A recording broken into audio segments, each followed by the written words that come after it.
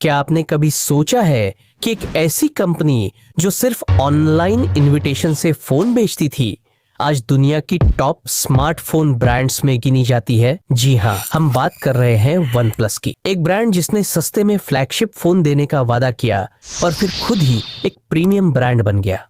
लेकिन फिर ऐसा क्या हुआ कि आज से महज 10 साल पहले शुरू हुई ये कंपनी सक्सेस के पीक पर जाकर धीरे धीरे मार्केट से अपनी लॉयल्टी खोने लगी? क्यों इसके फाउंडर को कंपनी छोड़ने पड़ गई और अब वेनन प्लस को ओप्पो की कॉपी क्यों कहा जा रहा है? चलिए सब कुछ डिटेल में जानते हैं। वन प्लस की शुरुआत हुई 2013 में चीन के शहर शेनजेन से। इसके दो फाउंडर्स थे, पीट लो और कार्ल पे। तो पीट लो पहले ओप्पो में सीनियर वाइस प्रेसिडेंट थे। उन्होंने हार्डवेयर और प्रोडक्ट डेवलपमेंट में काफी अनुभव हासिल किया। ए और कार्ल पे भी ओप्पो में काम कर चुके थे और मार्केटिंग और ब्रांडिंग में माहिर।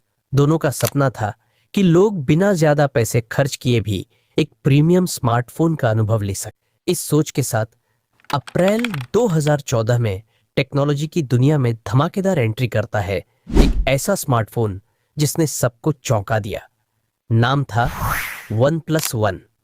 सिर्फ 21,999 में वो सब कुछ दे रहा था जो उस दौर के महंगे फ्लैगशिप फोन भी नहीं दे पा रहे थे। स्नैपड्रैगन 801 प्रोसेसर, 3 GB रैम और एक खास ऑपरेटिंग सिस्टम साइनोजेन ओएस, जिसने यूजर्स को पूरी तरह कस्टमाइज करने की आजादी दी। लोग हैरान रह गए, इतना पावरफुल फोन इतनी कम कीमत में, ये कैसे मुमकिन है? लेकिन वन प्लस का मिशन साफ था। वन प्लस वन ने आते ही टेक इंडस्ट्री में ऐसा तूफान मचाया जैसे कोई तूफानी खिलाड़ी मैदान में उतर आया हो। लेकिन इसे खरीदना इतना आसान नहीं था। ये फोन सिर्फ इनविटेशन सिस्टम के जरिए मिलता था, यानी जिसे मिल गया इनवाइट वही बन सकता था द चोजन वन। इस एक्सक्लूसिविटी ने लोगों में दीवानगी और बढ़ा दी। हर कोई इसे पाना चाहता था। इसके बाद वन प्लस रुका नहीं, हर साल एक नया धमाका। 2015 में आया वन प्लस 2, फिर 2016 में वन प्लस 3 और उसका powerful version one plus 3T। इन फोनों ने न सिर्फ परफॉर्मेंस के मामले में ढाक जमाई, बल्कि लोगों के दिलों में वन प्लस के लिए एक खास जगह भी बना दी। वन प्लस ने जैसे कमाल करने की कसम खा ली थी।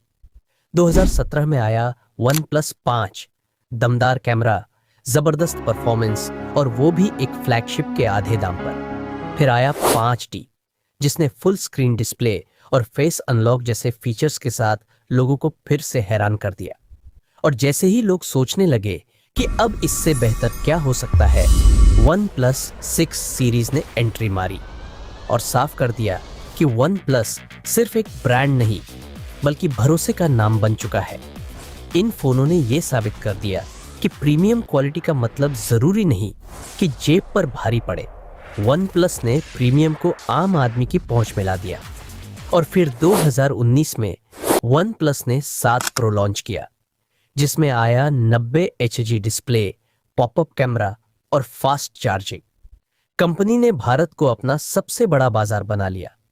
Amazon exclusive deals, fan community और सोशल मीडिया मार्केटिंग ने ब्रांड को पॉपुलर बना दिया। 2020 में वन प्लस की कहानी में एक बड़ा मोड़ आता है। कंपनी के को फाउंडर कार्ल पाए, वही इंसान जिसने वन प्लस को फ्लैगशिप किलर बनाने में अहम भूमिका निभाई थी, अचानक कंपनी छोड़ने का फैसला करते हैं। टेक वर्ल्ड में हलचल मच जाती है। सब पूछते हैं क्यों, लेकिन कार्ल चुपचाप एक नया सपना लेकर निकल पड़ते हैं और कुछ ही समय बाद सामने आता है नथिंग, एक ऐसी ब्रांड जिसका नाम भले ही नथिंग था, लेकिन इरादे सब कुछ बदलने के थे। कार्ल पे के जाने के बाद वन प्लस की दिशा धीरे धीरे बदलने लगती है। इसी दौरान वन प्लस और उसकी पेरेंट कंपनी ओप्पो का रिसर्च डिपार्टमेंट आपस में मर्ज हो जाता है। शुरुआत में सबको लगा शायद इससे टेक्नोलॉजी और बेहतर होगी, लेकिन जल्द ही यूजर्स को कुछ अजीब महसूस हुआ। ऑक्सीजन ओएस, जिसे लोग इसकी सादगी, स्पीड और स्टॉक एंड्रॉयड जैसे अनुभव के लिए पसंद करते थे, अब उसमें कलर ओएस का टच आने लगता है। इंटरफेस बदलने लगता है, फील बदलने लगती है और यहीं से शुरू होती है पुराने फैंस की नाराजगी। वो वन प्लस जिसे उन्होंने चुना था, अब उन्हें थोड़ा अनजाना सा लगने लगता है। वन प्लस ने जब नॉर्ड सीरीज लॉन्च की तो इरादा साफ था, मिड रेंज मार्केट में अपनी पकड़ बनाना। यूथ को टारगेट किया गया, स्टाइलिश डिजाइन और किफायती दाम के साथ। लेकिन हर कहानी परफेक्ट नहीं होती। कुछ मॉडलों में हीटिंग की प्रॉब्लम आई, कैमरा क्वालिटी को लेकर भी सवाल उठे। लोग सोचने लगे, क्या वन प्लस वो पुराना भरोसेमंद ब्रांड नहीं रहा? उधर फ्लैगशिप फोनों की कीमतें भी धीरे धीरे चढ़ने लगी। जो फोन पहले 30 से 40 हजार में मिलते थे, वो अब 60 से 70 हजार तक पहुंच गए। कई फैंस ने कहा, अब ये फ्लैगशिप किलर नहीं, खुद फ्लैगशिप बन चुका है। आज वन प्लस एक ऐसा ब्रांड बन चुका है जो मिड रेंज से लेकर हाई एंड तक हर सेगमेंट में फोन बनाता है। लेकिन साथ ही सवाल ये भी उठते हैं, क्या वो पुरानी वन प्लस वाली बात अब भी बाकी है? समय के साथ वन प्लस ने फिर से खुद को साबित करने की ठानी है। वन प्लस 12 पावर और परफॉर्मेंस का नया चेहरा, नॉट 4 मिड रेंज मार्केट में एक और मौका, और फिर वन प्लस ओपन, ब्रांड का पहला फोल्डेबल फोन जो दिखाता है कि इनोवेशन अभी बाकी है।